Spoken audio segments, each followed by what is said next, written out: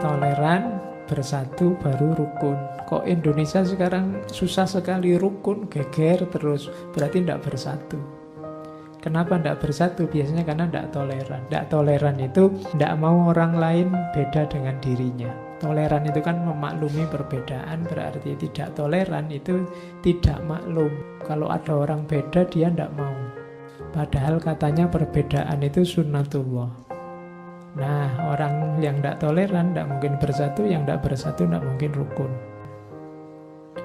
Tidak boleh berhenti di toleran saja. Toleran itu pijakan awalnya. Hidup ini kan perlu orientasi tindakan. Kalau ini boleh, itu boleh, ini boleh. Nah, terus yang harus kita lakukan mana? Itu kan perlu musyawarah.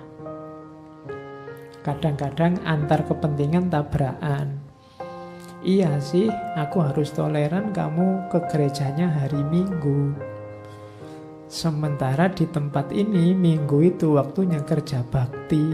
Oh itu kan kalau cuma sekedar toleran, akhirnya yang satu tidak pernah kerja bakti atau mengorbankan ibadahnya di hari Minggu. Biar tidak begitu gimana? Musyawarah.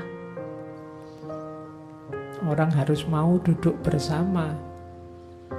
Tidak boleh saling mengharamkan. Kamu haram bagiku atau aku haram bagimu. Kalau haram-haraman tidak jalan. Jadi rumus selanjutnya musyawarah.